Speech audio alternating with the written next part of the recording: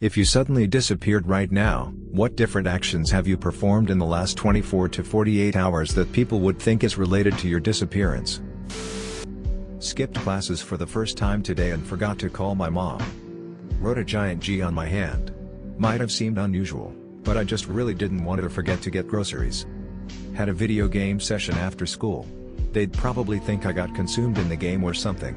Wouldn't be too bad considering I played The Witcher. Started talking to a new person who's living in the other side of the country and the name is not saved but just in initials. What little things keep you happy?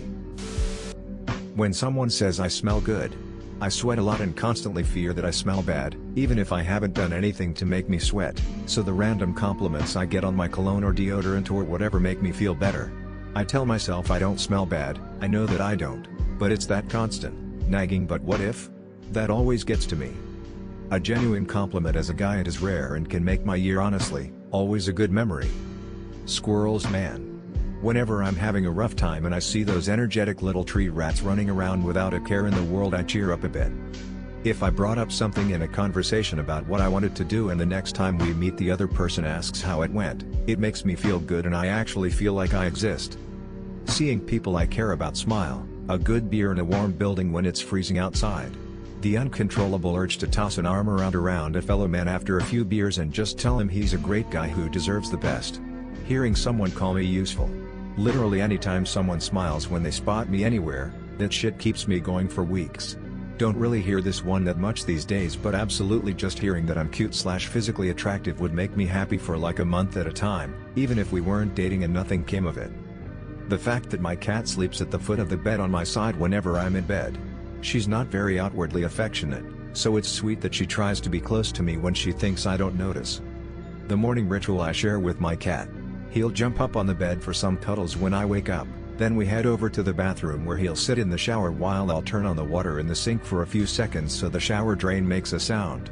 He'll watch it with great interest for a round or two before leaving. Then he'll jump on the counter in the hallway and give me a goodbye sniff before I leave for work. Getting a blanket and watching an episode of my favorite show while drinking some tea. It's also the routine and anticipation throughout the day. Just knowing that, whatever BS happens throughout this day, in 12 hours I'll be home chilling without having to worry about a thing. My employees being happy at work. Edit. From the comments I have learned that I am Michael Scott. This will take some time for acceptance. Okay, so at my school's lunches you're allowed to do whatever you want as long as no one gets hurt, there's no drugs and you don't get out of your seat. So my friends and I play Uno every day.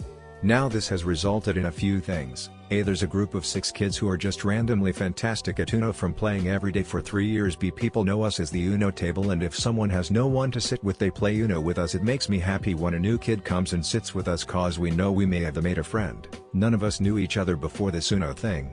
And we may have just made this kid's day by giving them a place to sit when they're trying to navigate a new school. Also the school resource officer plays with us once a month and always manages to win. What's the laziest thing you've ever done because you were too cozy to get out of bed? Ordered pizza from my phone and had my friend come over the exact same time so he could bring the pizza to me. I recorded my voice saying, "Quiet," and played it through the receiver in the living room to hush my dogs. Thrown random objects at the light switch to try to turn it off. I got tired of doing that because I can't aim very well, so I did the ultra lazy thing by taking the light bulb out of my ceiling light and got a lamp for my nightstand. Now I don't have to get up. Use a laser pointer to help my cat turn off the light. Ha! Slaves. Same thing I was going to comment.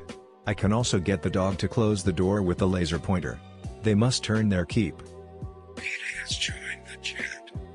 When I was a kid, I had a bunk bed. I would sleep on the top bunk. I was also an avid reader, so I would stay up late reading most nights.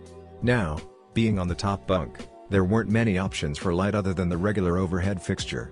No place to put a lamp, really. I absolutely hated getting up, climbing down the ladder, turning off the overhead light, and climbing back up in the dark.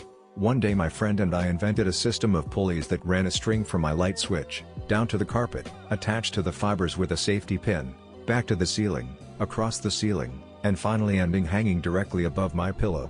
With one tug, I could turn the light off from my bed.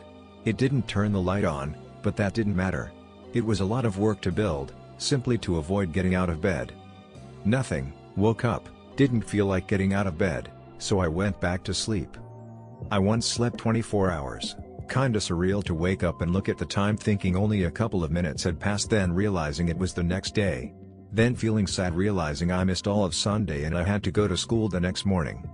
I was sick one night, just barely sick enough to still have school but take some medicine. I woke up the next day at 6:15, alarm went off, turned it off, I got up, got dressed. Just kidding. I fell asleep. I dreamed getting dressed. My dog is trained to bring me things by name. She'll get me blankets, medication, the remote, water, and fruit snacks. It took months for her to learn each thing by name but extremely worth it. I ordered tacos from Uber Eats. I paid $13 for 3 tacos when I could have walked 2 blocks and paid $6. No regrets. Eat my fruit by the food wrapper so I didn't have to get up to throw it away.